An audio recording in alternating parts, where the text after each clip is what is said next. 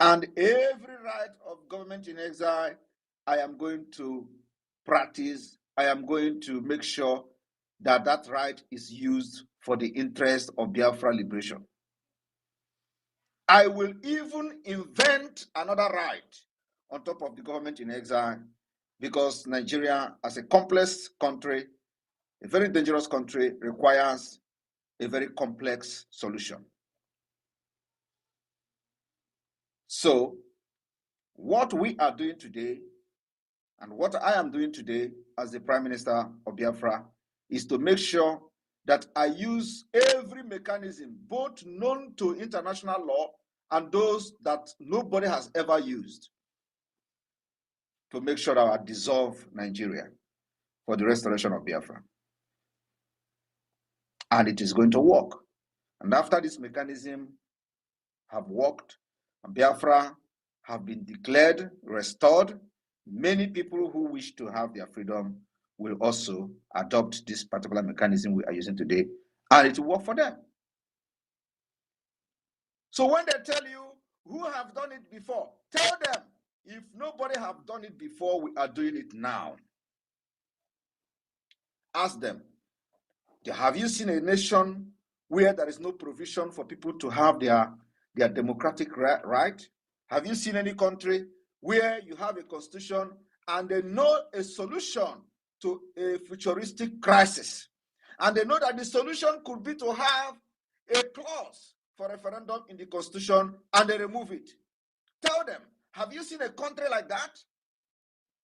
So we will devise a means of solution to our own peculiar problem, which we are facing today. And that solution, we have found the solution, we've discovered the solution, and we are applying it to our problems, and it is solving it. It is very, very important that you participate in this referendum that is ongoing.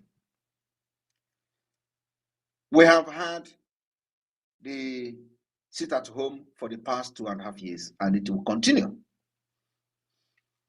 We want to incorporate this sit at home to this referendum. It is gradual thing, step by step. You know, when we were doing all those things from the beginning, a lot of people don't understand what we are doing. Today, when we were telling you that in February we are going to start voting, they didn't believe us. They thought it was a joke. We are waiting. February 1st is coming now. Let's see how they are going to conduct referendum in exile. We want to see how you want to conduct referendum in exile. Is it not happening today? Do you know how nations, developed nations, where most of you are living today, do you know how they conduct what we call survey in order to implement policies in the different government? Do you understand? Do you know that? Do you know that every country in Europe, every country in Schengen state, before they enact a law, they have what they call survey. Survey is done using the same mechanism of our self-referendum today. They conduct survey. And the result of that survey is what they are going to use to begin to amend their law, amend their policies for the interest of their citizens. In Finland, before anything is changed, they conduct survey. And that survey is the opinion of the people. Opinion of the people is the only thing that matters. Most of these small-scale businesses, especially in cities, in counties, when you begin to make a law or a policy to develop your counties, you have to then consult the small-scale business owners. What we are going to do, how do you think it can affect the GDP of this county? How can we do it to make sure that the environment, the city is business friendly? How do we do it so that people can patronize your businesses and you can pay tax to the city, and the GDP of the city can rise to what it was last year. How do we make this happen? If we build more parking space, do you think it will bring more people to shop in this city?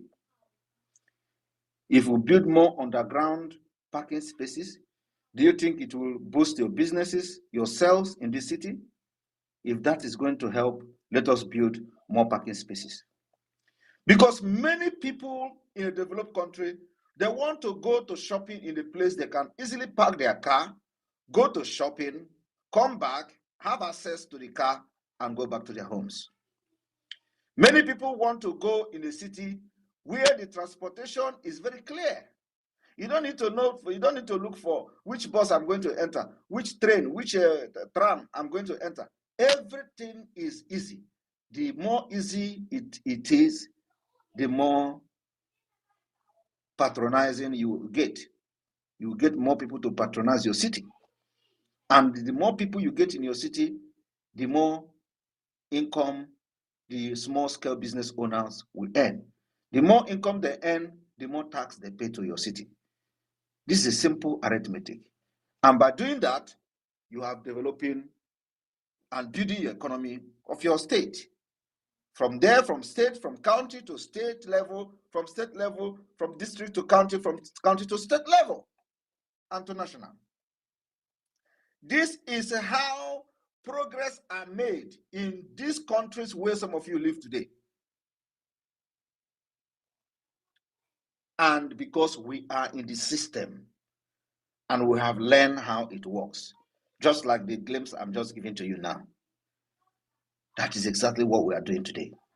So every decision that the government in any county is going to take, the opinion of the residents, the opinion of the citizens must be taken into consideration. But in Africa, I'm not even talking Africa, in Nigeria, it is not like that. But in Biafra, it is going to be like that. The opportunity is here before you. Once we have reasonable numbers of votes, you think we are expecting to get 20 million? Who they look for 20 million? Once we have a reasonable number of votes, that's it. That's it. It is going to be scale. The scale of people that voted in the general election. With everything, resources they have gathered, only 4 million people voted in the entire South, and Southeast. So who is looking for 20 million? But I want to have it in order to shake the world with what we're going to do. I'm just giving you a simple logic. How many people voted in the last general election? Less than 5 million people. Less than 5 million. So let us have 2 million and you see what will happen. I will stop the voting. I'm telling you.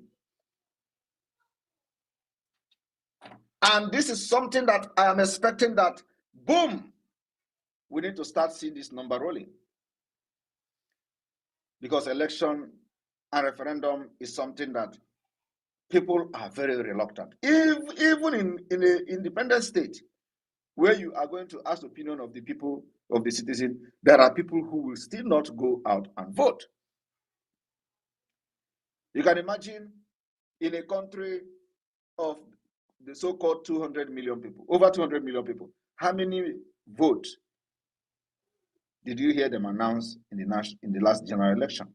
How many people voted during the presidential election? Is it up to 20 million? How many million did they assigned to the criminal in Aso Rock? Was it not 10 million? How many votes was the second person? Was it not 7 or so? How many votes did Obi get? Obi get 5 million or 6 million altogether. So when you calculate them all together, how many people voted? Apart from the 200 and something million people. And then put it into scale of preferences. How many percent? We know what we are doing. We will tell these people that the brain of Biafrans and the brain of those piloting this movement is ahead, 1,000 years ahead of them. And we are writing this history by ourselves, our own history. Nobody will write it for us. What we do today, what we decide to do today, become our history. And what we decide to do today, become our law. How we want it, whatever we decide to do today, become our policy. And we are doing it. Nobody is going to impose their policy or their law on us. Whatever that is going to make Biafra exit Nigeria become our policy, and we are going to adopt it. Whatever that is going to make Nigeria to suffer for what they have done to us become our measures. That's exactly what we're applying. Every mechanism that will crush Nigeria and crash the economy of Nigeria, we are adopting those mechanisms. So forget all the distraction here and there. We don't need them. They will come, they will cry, but we will remain focused and silent.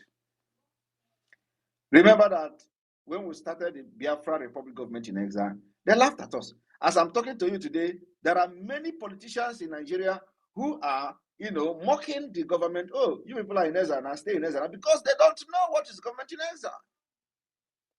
These are idiots. These are fools who don't even know anything about international law, who don't know anything about policies. That's why they don't even know what is rule of engagement. They kill their own citizens. The citizens they should protect. And they brag about it. Today, they never ever believe that Biafrans will rise up and take a position and make decisions that are tough. And many tougher decisions are coming because we just started now.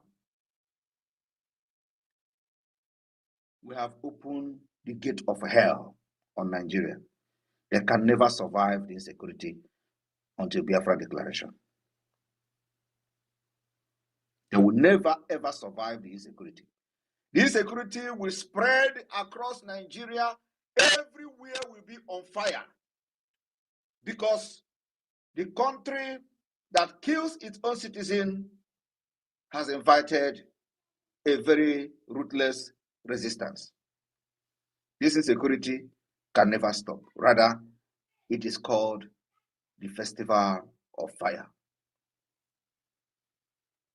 Everywhere. Many people say we should take the war to Nigeria. I look at them and I laugh. What you don't know is bigger than you.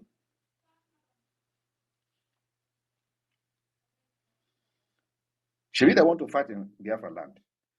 Every arsenal is in Biafra land. All right. We are waiting for them to start using it. For the past 2.5 years, thousands of terrorists have come in the name of military. They will come and they will die. But before 2022, every single thing that happened in Biafra land will get killed. If we go to the street, we get killed. If we stay in the road, we get killed. If we go to the checkpoint, you get killed. Every single thing you do as a Biafran, you get killed. They even arrest those who wear Biafra flag and stuff like that and molest them. Today, we are not going to the street to protest. We don't need to protest. Protest can never give you freedom. Going to the street and start constituting nuisance can never give you freedom. And that's why immediately we came on board, we stopped everything street protest. This rubbish. Nobody listening to you. They only see you as a tout. Today, we have a better way to protest. The better way is arm yourself, and when they come, you fight each other. Who overpower each other become the winner. And today, we are overpowering them in every attempt they have made. This overpowering will continue because we are just starting.